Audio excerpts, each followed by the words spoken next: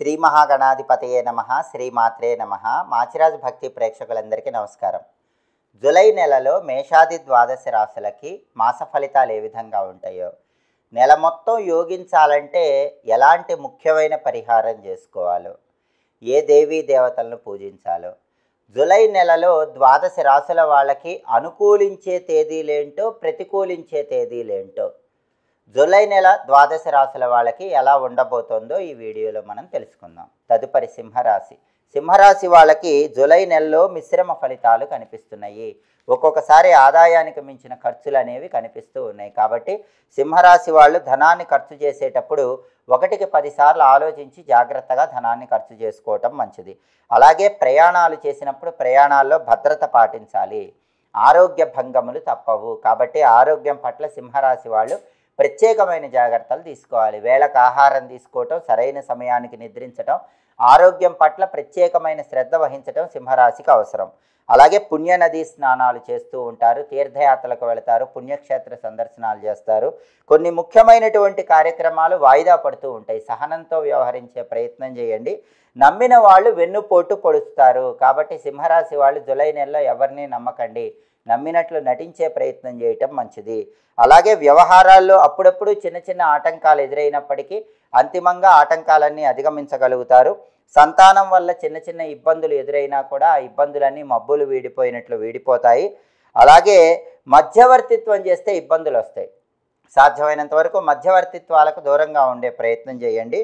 అలాగే మాతృవర్గం వారు, పితృవర్గం వారు, కళత్ర వర్గం వారితో చిన్న చిన్న గొడవలు అయ్యే అవకాశం ఉంది. అంటే తండ్రి వైపు బంధువులు, తల్లి వైపు బంధువులు, భార్య వైపు బంధువులు, ఈ బంధువులతో లేనిపోని గొడవలు అయ్యే అవకాశం ఉంది.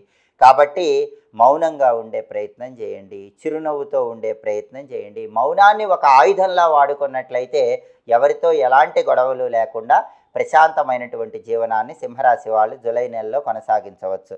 అలాగే జన్మకుజుడి వల్ల అప్పుడప్పుడు ప్రమాదాలు జరిగే సూచనలు కనిపిస్తున్నాయి. కాబట్టి ఎప్పుడు వాహనంలో ప్రయాణం చేస్తున్నా ఆంజనేయ స్వామి సింధూరం బొట్టు, దుర్గాదేవి కుంకుమ బొట్టు పెట్టుకొని వాహనాల మీద ప్రయాణం చేసే ప్రయత్నం చేయండి. అలాగే ప్రతి చిన్న విషయానికి కోపం పెరిగిపోతూ ఉంటుంది, ఆందోళన అధికమవుతూ ఉంటుంది. దాన్ని పక్కన పెట్టాలి. కోపాన్ని తొలగింపజేసుకోండి, ఆందోళన నియంత్రణలో ఉంచుకోండి. అప్పుడు సింహరాశి వాళ్ళు అనుకూల ఫలితాలు పొందవచ్చు. మొత్తం మీద పరిశీలిస్తే జూలై నెలలో సింహరాశి వాళ్ళు కోపాన్ని అధీనంలో ఉంచుకోవటం, ఎదుటి వాళ్లతో గొడవ పడకుండా ఉండటం, ఆరోగ్యపరంగా తగిన జాగ్రత్తలు తీసుకోవటం చేసినట్లయితే జూలై నెల మొత్తం కూడా అనుకూల ఫలితాలు ఉంటాయి. జూలై నెలలో సింహరాశి వాళ్ళకి కలిసి వచ్చే తేదీలు 4, 12, 14, 21, 23, 27. ఈ తేదీల్లో ముఖ్యమైన పనులు చేసుకోండి. కలిసి రాని తేదీలు, ప్రతికూల తేదీలు 2, 7, 9, 16, 18, 25, 29. ప్రతికూల తేదీల్లో ఎలాంటి పనులు చేయకండి.